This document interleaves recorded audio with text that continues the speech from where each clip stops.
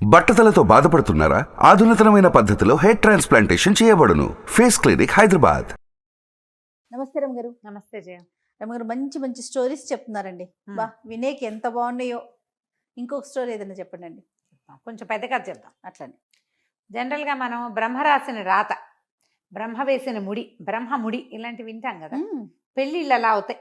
ఏమిటో ఒక సంవత్సరం సంబంధం చూస్తారు, వద్దనుకుంటారు. పిల్లకి నచ్చదు, పిల్లాడికి నచ్చదు. మరుసటి సంవత్సరం, మూడో సంవత్సరం మళ్ళీ అదే సంబంధం వచ్చి ఆ పెళ్ళి అవుతూ ఉంటుంది. అవును, అప్పుడప్పుడు చూస్తాం కనెక్ట్ కదా. అవుతారు అలా.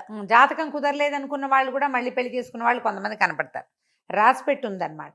అదేదో ఊరు నుంచి, ఏదో ఊరు, మాకు ఇక్కడ సుబ్రహ్మణ్య గారిని పురోహితులు ఫ్రెండ్స్, అక్క వాళ్ళ ఇంటికి వస్తారు బాగా. ఆయన యూపీ వెళ్ళి ఒక యూపీ బ్రాహ్మణ అమ్మాయిని పెళ్లి చేసుకున్నారు. ఓ, వాళ్ళు హిందీలో మాట్లాడుకుంటుంటారు. మన పద్ధతిలేనమ్మా అన్నీ అంటారు, కానీ అక్కడ ఆవిడ చేసుకున్నారు పనిమాల. ఆయన చాలా హ్యాండ్సమ్, మంచి కుటుంబం, పెద్దది, చక్కగా ఉండేవారు, పెద్దవారు బాగా, నాకంటే పెద్ద ఆయనే. సడన్ గా వెళ్ళి అక్కడికి వెళ్ళి చేసుకున్నారు. వాళ్ళ కుటుంబంలో అందరూ వెళ్ళారు, ఈయన ఒకడికే అక్కడ పెళ్ళైంది. రాసి పెట్టి ఉందన్నమాట. అంతే కదా రమగారు. అక్కడి నుంచి రాసి తెచ్చుకున్నాను అంటుంటారు. ఆయన ఎప్పుడైనా మాట్లాడినప్పుడు అది అది గుర్తొస్తుంటుంది అనమాట. ఎక్కడి నుంచో చేసుకుంటాం పెళ్ళిళ్ళు ఎలాగో అయిపోతాయి. అసలు ఈ సంబంధం వీళ్ళకి ఎలా వచ్చింది, అలాంటివి కూడా అనిపిస్తాయి విచిత్రంగా. బ్రహ్మ రాసిన రాతని, బ్రహ్మ వేసిన మూడని చెప్తాం. ఆ బ్రహ్మ వేసిన ముడి కథ అనమాట ఇది. పూర్వం ఓ రాజుగారు ఉండేవారు. ఆయనకి లేక లేక ఒక అపురూప సౌందర్యవతి అయిన పిల్ల పుట్టింది. మాధవి అని పేరు పెట్టారు. బాగుండేదంటే ముట్టుకుంటే వాసిపోతుంది అనిపించేది. దాదులు కూడా అందంగానే ఉండాలి ఆ పిల్లని చూసుకోవటానికి. ఓ, మామూలు వాళ్ళు అంటుకుంటే పిల్ల పాడైపోతుంది అలా అనిపించేది. భలే అందగత్తె. పిల్ల పెరుగుతూ ఉంటే రాజుగారికి ఏమనిపించేది, చక్కటి పిల్లకి ఎట్లాంటి వరుడు వస్తాడో, గైరా వాడికి ఎలా ఇస్తాం, ఇంత అందమైన పిల్లకి ఇంతకంటే అందమైన వాడు కావాలి, కనీసం ఇంత అందమైనా ఉండాలి, ఎట్లా దొరుకుతాడు అనిపించేది. పిల్ల కొంచెం పెద్దది అవగానే ఒక 12 ఏళ్ళు వచ్చేసరికల్లా పెళ్లి సంబంధాలు చూడడం మొదలు పెడతారు. పాత రోజుల్లో అలాగే చేసేవాళ్ళు. ఆ రాజకుమారులు ఈ రాజకుమారులు ఫోటోలు వస్తే ఈయనకి ఒకళ్ళు నచ్చేవాళ్ళు కాదు. అదేమిటి వీళ్ళు ఎలా ఉన్నారు, వాడికి ఆ ముక్కులా ఉంది, వీళ్ళకి కనుబొమ్మలు బాగోలేదు, వాడు ఏమిటో క్రూరంగా చూస్తున్నాడు, పిల్ల సాత్వికురాలు, పిల్ల అందగతే, అలా అనిపించేది. ఎలా పెళ్లి దిగులు పట్టేసింది ఆయనకి. ఆ వచ్చిన వాడు రాజు అవ్వాలని బెంగ కాదు, ఇంత అపురూప సౌందర్యవతికి తగినటువంటి జగదేక వీరుడు కావాలి, వీరుడు కాదు అందగాడు కావాలి ప్రధానంగా. ఇక కుదరటల్లా. అయితే ఏమైంది, మంత్రి గారు అన్నారు, అదేంటి ప్రభు, రాజకుమారులే కావాలని ఎక్కడుంది, మామూలు వాళ్ళలో అందగాళ్ళు ఉండరు, ఎవరో ఒకళ్ళని చేసుకుందాం, మన పిల్లని చేసుకుంటే మా వాడే మన రాజు, ఏం పర్వాలేదన్నాడు. అక్కడి నుంచి ఊళ్ళో అందమైన యువకుల ఫోటోలు తెప్పించడం మొదలెట్టారు. వీడు అందగాడు, వాడందగాడు అంటే ఎవడందగాడు, ఈయనకి ఎక్కేది కాదు. ఎడు చూసినా కూతురే అందంగా కనపడేది. దిగులు పడుతూ ఉండేవాడు, చూస్తూ ఉండేవాడు. అయితే ఏమైందట, ఒకనాటి రాత్రి ఆయనకి కల్లో బ్రహ్మదేవుడు కనిపించాడు. ఎందుకు నాయనా దిగులు పడుతున్నావు, మీ అమ్మాయికి కావలసిన ముడి ఏనాడో వేసి ఉంచాను, వాడి పేరు ఫలానా పిల్లవాడు, వాడి పేరు అని పేరు చెప్పాడు. ఓ, ఈయనకి బ్రహ్మదేవుడు ఏదో ముడేసి ఉంచాడని అర్థమైంది. అక్కడి నుంచి మంత్రితో చెప్పాడు, నాకు ఒక కాల వచ్చింది, బ్రహ్మదేవుడు కనపడ్డాడు, ఆయన్నే స్వయంగా చెప్పాడు, పిల్లకి ఒక ముడి వేసి ఉంచాను, దీనికి తగిన వరుడు పుట్టాడు అని వాడి పేరేదో చెప్పాడు. అయ్యా నాకు సరిగ్గా అర్థం కాలేదు, ఈసారి మళ్ళీ బ్రహ్మదేవుడిని ప్రార్థిస్తానని కొంతకాలానికి రోజు అడగ్గా మళ్ళీ ఒక రోజు కలొచ్చింది. నేను దిగులు పడద్దన్నానా, కురవరట్టుతో మీ అమ్మాయి పెళ్ళవుతుంది అన్నాడు బ్రహ్మదేవుడు. పేరేమిటి, కురవరట్, అదేం పేరు విచిత్రంగా ఉంది. కానీ ఈ విచిత్రమైన పేరుని ఈయన పెట్టుకున్నాడు, గుర్తుపెట్టుకున్నాడు. అక్కడి నుంచి మంత్రికి చెప్పాడు, పేరు చూడు వింతగా ఉంది, రాజుల్లో ఎలా ఉండే వీరసింహుడు, ఆ సింహుడు, ఈ సింహుడు ఉండాలి, ఏదో ద్వారకానాథుడు, మిథిలానాథుడు అలా నాథులు ఉండాలి, నాథులు కాదు, సింహులు కాదు, ఈ కురవరట్టు పేరేమిటి. అక్కడి నుంచి మంత్రికి ఇంకొక ఐడియా వచ్చింది, మనం ఓ పని చేద్దామండి, మరి మన గూఢచారులు వాళ్ళు వీళ్ళు ఉంటారా, కొంతమంది మనకి వీళ్ళు కూడా ఉంటారంటే ఊళ్ళల్లో తిరిగేవాళ్ళు, సంచారానికి వెళ్ళేవాళ్ళు, అందరినీ పిలిచి విచిత్రమైన పేర్లు ఎవరివైనా కనబడితే రాసుకురండి, ఆ విచిత్రమైన ఫలానా పేరు వాడు ఏ ప్రాంతం వాడో గుర్తుపెట్టుకుని రాసుకురావాలి మీరని చెప్పారు. వీళ్ళ దగ్గర ఉన్న పేరేమిటి, కురవరట్ చెప్పారు. వాడు సంవత్సరాలు తిరిగే తర్వాత ఒకడు వచ్చాడు, ఈ కురవరట్టు పేరు అది రాసుకొచ్చారు వాళ్ళు, లిస్ట్ అంతా రాసుకొస్తే వీళ్ళ దగ్గర పేరుంది కానీ ఈ పేరు వాళ్ళు చెప్పల, వాళ్ళని లిస్ట్ రాసుకురమన్నారు. ఆ వచ్చిన లిస్ట్ అంతా ఏడాది తర్వాత మొత్తం చూస్తే అందులో కురవరట్టు కనపడింది. అమ్మో ఇంకేముంది, మనవాడు దొరికేశాడని, అరే అబ్బాయి ఎవర్రా ఈ లిస్ట్ రాసుకొచ్చిన వాడు అని ఆ లిస్టు చేసినటువంటి సంచార జాతి వాడిని పిలిచారు. వాడు ఫలానా అరణ్యంలో నుండి ఒకవైపు ఒక కోయి జాతి కుర్రవాడు, వాడి చెట్లకి పళ్ళు గిళ్ళు అన్నీ కోసేస్తాడు బ్రహ్మాండంగా. వాడి పేరండి కురవరట్టు అనగానే ఆయన ఎక్కడ ఏమిటి అన్నీ కనుక్కొని రాజుగారి దగ్గరికి పరమానందంగా పరిగెత్తాడు. మన కురవరట్టు దొరికేశాడు, నేను అక్కడికే వెళ్తున్నాను, ఒక అరణ్యంలో భిల్ల జాతి బట్ట, భిల్లుడో కోయిడో మనకు పర్వాలా, వాళ్ళు మనలాంటి వాళ్ళే, కుర్రాన్ని తీసుకొచ్చి రాజుని చేసుకుంటాం అని చెప్పి బయలుదేరాడు. తీరా వెళ్ళాక ఆయన చాలా దిగాలుగా వెనకొచ్చాడు వాడిని వెంట పెట్టుకుని. వాడు సన్నగా నల్లగా అట్టలు కట్టిన జుట్టు, పరమ అకుపక్షిలాగా ఉన్నాడు, బక్కగా సన్నటివాడు బక్కటివాడు. వాడిని తెచ్చి క్షమించాలి ప్రభు, పేరైతే సరిపోయింది కానీ ఆకారం సరిపోలేదు, వీడేమిటో ఇలాగా మరీ అకుపక్షిలాగా ఉన్నాడు, పేరు మాత్రం బ్రహ్మదేవుడు చెప్పిన పేరే అనగానే రాజు కొళ్ళు మండిపోయింది. ఏది వాడు నాకు చూపించన్నాడు. తీసుకొచ్చి చూపించేస్తారు కదా, ఆయన నిర్ఘాంతపోయాడు. వీడా కనీసం రాజకుమారి వెళ్ళే దారిలో దీపం వెలిగించడానికి కూడా పనికిరాడు వీడు. రోడ్డు మీద దీపాలు వెలిగిస్తారు సైనికులు, దీపం వెలిగించే సైనికుడి పోస్టు కూడా పనికిరాడు. వాళ్ళు కూడా హ్యాండ్సమ్గా ఉన్న వాళ్ళే ఉన్నారు మన దగ్గర. వీడికి ఎట్లా ఇచ్చి పెళ్లి చేస్తామమ్మా, ఏం చేస్తాం మంత్రి, మనం ఓ పని చేయి, వీడిని తీసుకెళ్ళి చంపే. అయ్యో, బ్రహ్మదేవుడు మూడేంటో చూద్దాం, వాడు కనుక బతికే ఉంటే మన కర్మగాలి, బ్రహ్మదేవుడు మూడేసానని చెప్పాడు, మళ్ళీ దేవుడు మొగుడైపోతాడేమో మన పిల్లకి, వీడిని సంహరించమన్నాడు. కోపం వచ్చింది రాజుకి. బ్రహ్మదేవుడి ముడి ఆయన ఐడియా ఏమిటో చూద్దాం, పెద్ద కల్లో వచ్చి చెప్పాడు. 2 సార్లు వచ్చాడు, 2 సార్లు కురవరట్టు పేరు చెప్పాడు. ఈ దేభ్యం వాడికి ఇవ్వడానికి ఇంత అందమైన పిల్లని పెంచాం, చంపేసే అన్నాడు. అనగానే వాడు మంత్రి గారు నిర్ఘాంతపోయాడు.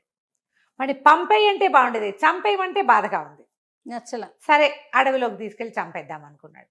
వెంట పెట్టుకు తీసుకుపోయాడు. ఇప్పుడు ఎవరికైనా వీడిని సంహరించండి అని చెప్తే కారణం చెప్పాలి. ఆ పని తనే స్వయంగా చేద్దాం నమ్మలేక చేద్దామనుకున్నాడు. అడవిలోకి వెళ్ళేసరికల్లా, అడవిలోకి వెళ్ళగానే వాడికి అలవాటు కదా, వాడు ఆ చెట్టుకి ఈ చెట్టుకి కాయలన్నీ కోసి మంచి దోరకాయలు తీసుకొచ్చి ఈయన చేతిలో పెట్టాడు. ఈయనకి ఇంకా బాధేసి, వీడు మంచివాడు పాపం, పిచ్చి మీద వాడిని చంపుతున్నానని అర్థం కాల. ఈయనేమో వాడిని ఏమంటారు ఎన్కౌంటర్ చేయడానికి తీసుకుపోయాడు. వాడు పోయి జేబులోంచి బిస్కెట్లు చాక్లెట్లు తీసిస్తే ఎన్కౌంటర్ చేసేవాడికి ఎలా ఉంటుంది, బాధ అనిపిస్తుంది. బాధగా ఉంది ఆయనకి. ఏం చేయాలి అని అలా అడవిలో నడుస్తూ ఉంటే వాడి మాటలు, వాడి కబుర్లు చెప్పడం. తేనె తాగుతారు అయ్యగారు, ఆ పైన ఉందండి అంటే దాని నిండా ఇన్ని తేనె తీగలు. వాడు క్షణాల్లో కోతిపిల్లలాగా పైకి ఎక్కేసి శుభ్రంగా ఒక ఆకు దొప్పలో ఇంత పిండుకుని తీసుకొచ్చి ఇచ్చాడు. మరీ బాధ అనిపించింది, వీడిని చంపకూడదు, ఏం చెయ్యాలి, కానీ వీడిని బతికించి ఉంచితే కష్టం, చేత్తో చంపటం ఇష్టం లేదు. వాడి కోసిన పండు తిని వాడు తెచ్చిన తేనె తాగి వాడిని చంపచ్చా. ముందుకు నడిచి వెళ్తుంటే ఆయనకి దూరంగా ఒక కొండ కనపడి, ఆ కొండని వాసుకి కొండ అంటారు. అది కొన్ని సర్పాలకి ఆలవాలమని ఆ కొండెక్కిన వాళ్ళకి అక్కడేదో పెద్ద తటాకం ఉందని చెప్తారు. సర్పాలు ఉంటాయని, వాసుకి అనే మహాసర్పం ఆ వాళ్ళని భక్షించేస్తుందని కథలు చెప్పుకునేవాళ్ళు. అది నిజమో కాదో ఎవరికి తెలీదు. ఆ కొండకి దిగొచ్చిన వాడు ఎవ్వడూ లేడు. ఈయన అన్నాడు, అరే అబ్బాయి నాకు ఓ పని చేస్తావరా అన్నాడు. కురవరట్టు చేస్తానండి, మీరు ఏం చెప్తే చేస్తాను. అయితే ఓ పని చేయి, ఆ కొండ ఎక్కు. ఆ కొండ మీదకి ఎక్కాక పెద్ద తటాకం ఉంది. ఆ తటాకంలో లోపల ఇసుక గులకరాళ్ళు ఉంటాయి. 2 సంచులు ఇచ్చాడు. ఈ సంచి నిండా గులకరాళ్ళు, ఈ సంచి నిండా ఇసుక పట్టుకురా. మరి ఇదిగో ఈ కాసు ఉంచుకో, ఊరికే వాడు ఎలాగూ చచ్చిపోతాడు పాపం, ఆశ పెట్టడానికి ఓ బంగారు కాసు చేతిలో పెట్టి తన ఉంగరం తీసి వాడి వేలికి పెట్టాడు. మీరు ఇక్కడే ఉంటారండి అయ్యగారు, నేను వెళ్ళొచ్చేదాకా అన్నాడు. వద్దులేని వద్దని ఉంగరం పెట్టాడు అనమాట. ఉంగరం పెట్టి నేను వెళ్ళిపోతా, నువ్వు ఇందాక మన నగరంలో కలుసుకున్నాను చూడు, రాజుగారి దగ్గరికి వెళ్ళావు, అక్కడ ఉంటా. నువ్వేం చేస్తావంటే నువ్వు మెల్లిగా ఎక్కాలి కదా, ఇదంతా ఎక్కాలి, ఆ పని చెయ్యాలి, అదంతా దిగాలి, ఎప్పటికవుతుంది అదంతా. నేను వెళ్ళిపోతా వెనక్కి, ఉంగరం ఉంది కాదు, నువ్వు వచ్చి ఉంగరం చూపిస్తే నా దగ్గరికి తీసుకొస్తారు ఎవరైనా. అవి చాలా మంచివి, అవి వాడుకోవటం కోసమే నిన్ను తీసుకొచ్చా, నువ్వంటే చూడు అడవిలో బాగా తిరుగుతున్నావు కాదు అని వాడి చక్క ముద్దుగా చెప్పాడు. వాడు అట్టగానండి దాందేముంది నేను వెళ్తాలేండి అన్నాడు. ఈయన గుర్రం వేసుకుని వెనక్కి వెళ్ళిపోయాడు. మన కురవరట్టు కొండెక్కటం మొదలుపెట్టాడు. కొండ ఎక్కి ఎక్కి ఎక్కి ఎక్కి ఎక్కి మొత్తానికి 3 రోజులు కొండెక్కేసాడు. ఎక్కితే పెద్ద తటాకం ఉంది. వీడు ఆ తటాకంలోకి దిగాడు. వాడు అప్పటికే 3 రోజుల నుంచి కొండెక్కుతున్నాడు. దొరికిన కాయ కసరు, వాళ్ళ జీవితాలు అవే, కొండవాళ్ళు కదా, వాడు కోయపిల్లవాడు, వాడికి అదే అలవాడు. తేనె దొరికితే తాగేస్తాడు, తటాకా ఎక్కడైనా సెలయేళ్ళు కనపడితే ఆయన నీళ్లు తాగుతాడు, ఓ పండో కాయో కోసుకొని తింటాడు. వాళ్ళకి తెలిసినన్ని కాయలు పళ్ళు మామూలు వాళ్ళకి తెలియవు. ఆకలి లేదు వాడికి, కానీ కొండెక్కటంలో చెమటలు పోసి విసగటగా స్నానం చేద్దామనిపించింది. సరే తటాకంలో ఎలాగూ ఆయన అవి తీసుకురమ్మన్నాడు కదా అని ఆ తటాకంలోకి దూకాడు. పెద్ద తటాకం, చల్లటి నీళ్ళు, లోపలికి వెళ్తే అడుగునంతా ఇసుక రవ్వ రవ్వ రవ్వగా చేతికి తగులుతోంది. బోల్డ్ అన్ని రాళ్ళు ఉన్నాయి దాని నిండా ఆ తటాకంలో. వీడు హాయిగా కరువు తీరా స్నానం చేసి ఈతలు కొట్టి మరి గులకరాళ్ళు సంచి నిండా వేసుకున్నాడు. ఇంతవి అంతవి ఇంతవి అంతవి ఎన్ని రాళ్ళు, ఇంత సంచి అది. ఇసుక ఒకదాని నిండా పోసుకున్నాడు. నీరంతా చేసాడు అందులోంచి బయటకు వచ్చాడు. వాడికి వస్తుంటే అనిపించింది వాడు నల్లటి సన్నటి చేతులు ఏమిటో పచ్చగా మారిపోయినట్టు అనిపించింది. చేతులు రంగు మారిపోయినాయి. ఆ నీళ్ళు ఏమైనా పవర్ఫుల్ అయి ఉంటాయి, వాటికి ఏదో శక్తి ఉంది. మంత్రి గారు అక్కడ పెద్ద రాజుగారి దగ్గర పెద్ద అధికారి, ఆయన నువ్వు అడిగాడంటే వీటికి ఏదో మహత్యం ఉంది, అందుకే అడిగాడు అనుకున్నాడు. దిగొచ్చాడు. దిగి ఇక నగరానికి బయలుదేరాడు. వీడు మామూలుగా ఏదో చిన్న మామూలు బట్టలతోటి ఉన్నాడు. వీడు ఏమనుకున్నాడు, ఆకలిస్తోంది, ఏమైనా తినాలి. ఈ ఉంగరం ఏం చేశాడు, ఎవరికో చూపించాడు. మామూలుగా అడవిలో ఉంటే వాడికి ఆహారం కాయ కసరు దొరుకుతాయి, నగరాల్లోకి వస్తే కొనుక్కోవద్దు, అవును, ఎవరైనా పెట్టాలి. ఆకలి దహించుకుపోతుంది. చూపించేసరికి వాళ్ళు ఎవ్వరూ ఆ ఉంగరాన్ని గుర్తుపట్ల. ఏం చేయాలి? సరే ఆలోచించి ఏమనుకున్నాడు, మన దగ్గర మంత్రి గారు ఇచ్చిన కాసు ఉంది కదా, ఆ కాసుతోటి ఏమైనా కొనుక్కు తిందామని సరే కాసుతోటి ఒక కొట్లోకి వెళ్ళాడు. వాళ్ళు ఏమో చిచ్చి పిచ్చిగుడ్డలతో కొట్లోకి వస్తున్నామంటే సరే ఏమనుకున్నాడు, ముందు ఆహారం కొట్లోకి వెళ్ళకుండా ఆహారం తెచ్చుకుని తిన్నాడు. తర్వాత ఏం ఆలోచించాడు, 2 పూట్లకు సరిపడా తినేసాం. ఈ ఉంగరం చూపించాడు. ఉంగరం ఎక్కడా అది నడవల. ఒక కొట్లోకి వెళ్ళి ఏమనుకున్నాడు, ఈ ఉంగరం అమ్మేద్దాం, కాసుకు డబ్బులు వచ్చినాయి, ఉంగరానికి కూడా డబ్బులు వస్తాయని ఉంగరం చూపించేసరికల్లా ఆ ఉంగరంలో ఉన్న రాయి కాస్త ఎక్కడో పడిపోయి, ఆ ఉంగరం చూసినటువంటి కంసాల ఆయన, ఈ మన బంగారపు కొట్ట ఆయన ఏమన్నాడు, ఇందులో రాళ్ళు ఉండాలి కదా, ఈ రాయి పోయింది, ఒట్టుంగరానికి ఏమొస్తుంది, కొంచెమే, అంత ఎక్కువ బంగారం ఏం లేదు, డబ్బులు ఇస్తా కానీ రాయి ఉంటే చూడు అన్నాడు. అనగానే వీడికి ఏమనిపించింది, ఇందులో రాయి లేకపోతే పీడా పోయి మన దగ్గర సంచి నిండా గులకరాళ్ళు ఉన్నాయి కదా, ఏదో ఒక రాయి పెట్టి ఏదో ఒక రాయి తెద్దామని చిట్టి ఒక రాయి తీసి ఆయన చేతిలో పెట్టాడు. తీసుకొచ్చాడు. రూమ్ వెళ్ళి తను ఎక్కడున్నాడో అక్కడి నుంచి దాచిపెట్టాడు. అక్కడి నుంచి పుచ్చుకొచ్చాడు. అవి ఎక్కడ పడితే అక్కడ పెట్టడానికి వీల్లేదు, మంత్రి గారికి అప్పచెప్పాలి కదా, పాపం దాచాడు బయట. ఆ రాయి చూసేసరికి వాడు నిర్కాంతిపోయాడు. అయ్య బాబోయ్ ఎక్కడిది ఇది అన్నాడు. నాదేనండి ఉంగరంలో ఉండేది అంటే ఆయన అటు ఇటు తిప్పి చూసి, నేను దీన్ని కొనలేనేమో, ఓ 300 ఇస్తాను అన్నాడు. అనగానే వీడికి అనిపించింది వీడు కొనలేనేమో అన్న డైలాగు 300 మ్యాచింగ్ అవ్వాల. వీడు మహా తెలివైన వాడు. వాడు కాస్త అనుమానంగా మొహం పెట్టాడు. అంతేనా అన్నాడు. సర్లే పోన్లే 400 ఇస్తాను అన్నాడు. ఓహో ఇంకా వస్తుందన్నమాట, నేను ఇవ్వనండి, ఇంకో చోట చూపిస్తాను అన్నాడు. అనగానే బాబు నీకు దండం పెడతా, ఎవరైనా దీనికి 500 మించి ఇవ్వరు, దీన్ని సాన్ పట్టాలి, దీంట్లోనే ఫిట్ చేయాలంటే దీన్ని సాన్ పట్టుకోవాలి, ఇదేదో క్రూడ్ రాయి, 500 తీసుకొని 500 కాసులు. వీడు ఒక్క కాసుతోటి భోజనము మామూలు బట్టలు కొనుక్కున్నాడు. సరే ఏమనుకున్నాడు, తీసుకున్నాడు, ఇదే బాగుంది మన సంగతి, ఆ మంత్రి గారు దొరకపోతే పీడా పోయిరి అని చెప్పేసి ఆ ఉంగరం మాత్రం వేలికి పెట్టేసుకున్నాడు. దాంట్లో రాయి లేదు, రాయి లేని ఉంగరమే ఉంచుకున్నాడు. ఇక అక్కడి నుంచి ఏం చేశాడు, డబ్బులు ఉంచుకొని వచ్చేసాడు. చక్కగా ఒక ఇల్లు అద్దెకి తీసుకున్నాడు, బట్టలు కొనుక్కున్నాడు, శుభ్రమైనవి చక్కటి బట్టలు. ఈయన చూస్తే అందరూ యువరాజు ఉన్నాడు చూసినట్టు చూస్తున్నారు. తన దగ్గర రత్నాలు సంచి నిండా ఉన్నాయి కదా, అవసరమైనప్పుడు 2 రాళ్ళు 3 రాళ్ళు చొప్పున అమ్మటం మొదలు పెట్టాడు. వీడిని రత్నాల రాజు అనేవాడు. పేరే మారిపోయింది. వీడి దగ్గర ఇంత సంచిడు ఉన్నాయి, వాడు గుప్పెడమ్మ ఉంటాడు అంతే. ఆ గుప్పెడు రత్నాలతోటే వాడికి ఆ పేరు వచ్చేసింది, గుప్పెడు గులకరాళ్లతోటే. ఆ ఇసుక అయితే బంగారు ఇసుక, దాన్ని ఎవరికి ఇవ్వాల, వాడి దగ్గరే ఉంచుకున్నాడు. సరే ఊళ్ళో ఆ నోట ఈ నోట ఈ రత్నాలు, కొత్తవాడెవడో వచ్చాడని ఊళ్ళోకి వాడి దగ్గర రత్నాలు ఉన్నాయని తెలుసుకున్నారు. మంత్రి గారికి ఎవరో చెప్పారు, రత్నాల రాజు అని ఒక కుర్రాడు ఉన్నాడు, మరి వాడు భలే అందగాడు, తర్వాత వాడి దగ్గర బ్రహ్మాండమైన రత్నాలు ఉన్నాయి, ఎన్ని రాసులు ఉన్నాయో, వాడు ఒక రత్నం అమితే 1000-2000 కాసులు వచ్చేస్తున్నాయి వాడికి. ఆ రత్నాల్లో 1-2 చక్కగా మెరుగుపెట్టించి యువరాణి కూడా పంపారు. రాజు కూడా కొంటాడు వాటిని. అక్కడి నుంచి రాజు అన్నాడు, ఏమిటి మనకి ఊళ్ళో అంతా ఇంత అందగాళ్ళు ఉంటే గురించి ఎవరు చెప్పలేదు, వీడెవడో కొత్తగా వచ్చిన వర్తకుడు భలే అందగాడని చెప్తున్నారు, వర్తకుడు అయితే ఏమిటి, మన పిల్ల నుంచి పెళ్లి చేయొచ్చు, ఆ అబ్బాయిని చూసిరమ్మన్నాడు. ఈ మంత్రి గారి సుబుద్ధి ఓ చిన్న పటాలాన్ని వేసుకుని రత్నాల రాజును చూడపోయాడు. ఈయనేమో కురవరట్టును గుర్తుపట్టలేదు, కురవరట్టు మంత్రి గారిని గుర్తుపట్టలేదు. ఇద్దరు ఒకళ్ళనొకళ్ళు చూసుకున్నారు. చూసి అబ్బో పిల్లాడు భలే అందగాడు, కుర్రాడు, వివాహం అయిందా అన్నీ కనుక్కున్నాడు, కాలేదన్నాడు.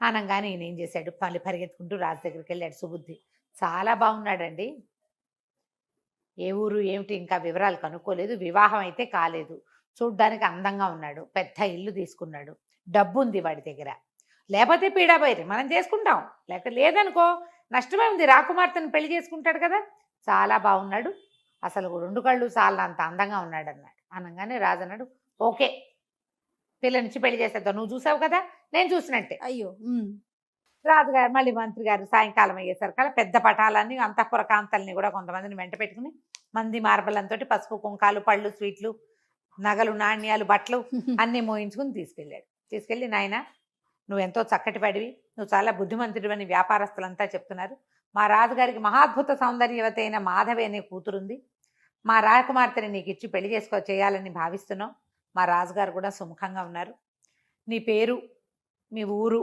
వివరాలు జాతక చక్రం అవి చెప్తే అవన్నీ చూసుకుని ముహూర్తం పెట్టిస్తాము అన్నాడు.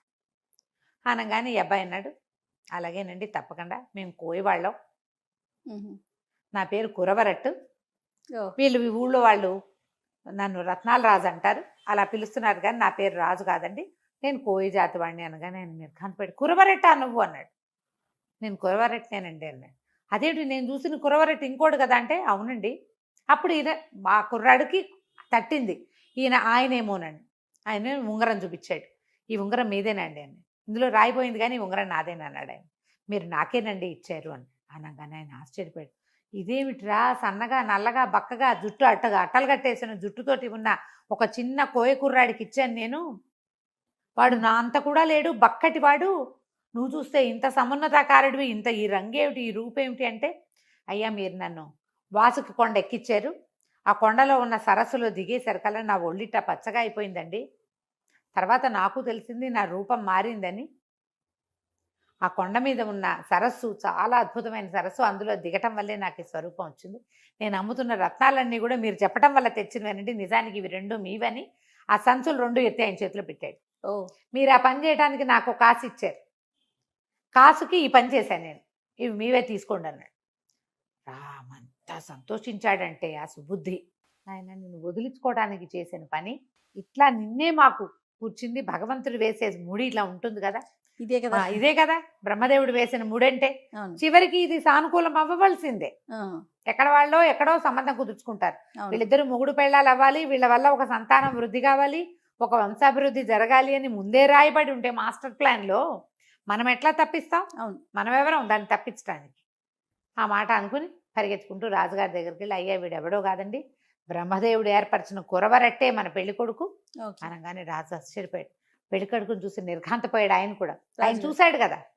ఇక సంతోషంగా రాజకుమార్తె మాధవిని కురవరెట్టికి ఇచ్చి పెళ్లి చేసేశారు. తను తెచ్చుకున్న వజ్రాలు ఆ ఇసుకతోటి అతను పరమ సంపన్న గృహస్థుగా వాళ్ళ కుటుంబంలో వాళ్ళని కూడా కొంతమందిని ఎవరినో తెచ్చుకున్నాడు, హాయిగా కాలం గడిపారు. కథ కంచికి మనం ఇంటికి. భలే ఉందండి, చిన్న కథ అయినా బాగుంది. నమస్తే. సుమన్ టీవీలో మీ పర్సనల్ అండ్ బిజినెస్ ప్రమోషన్స్ కోసం కింది నెంబర్కి కాంటాక్ట్ చేయండి.